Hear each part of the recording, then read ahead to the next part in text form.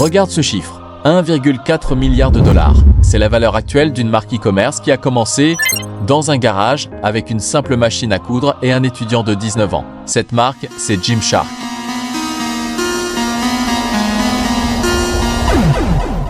Aujourd'hui, tous les formateurs en e-commerce te répètent la même chose. Trouve un produit gagnant en Chine, crée un site Shopify en 2 heures et balance 500 € de publicité sur Facebook ou TikTok. Tu achetais de la publicité, tu ciblais une audience et tu gagnais de l'argent. Mais aujourd'hui, le cerveau des utilisateurs a changé. On scrolle tellement vite sur nos téléphones qu'on a développé une immunité aux publicités.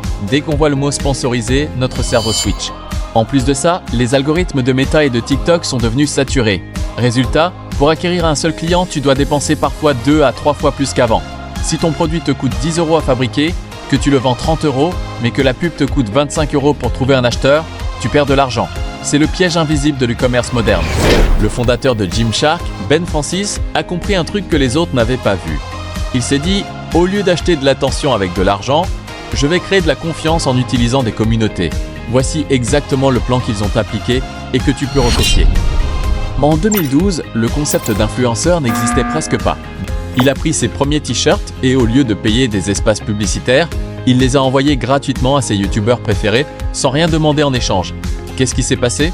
Les créateurs ont adoré la coupe. Ils ont commencé à les porter dans toutes leurs vidéos de manière naturelle. La confiance était créée. Quand un influenceur disait « Le nouveau t-shirt sort lundi à 17 h et il n'y en aura pas pour tout le monde », le site crachait en 5 minutes. En e-commerce, la rareté crée le désir. Plus c'est difficile à avoir, plus les gens le veulent. Quand TikTok et les shorts sont arrivés, Gymshark a été l'une des premières marques à arrêter les longs discours. Ils ont compris que pour vendre à la génération actuelle, il faut divertir avant de vendre.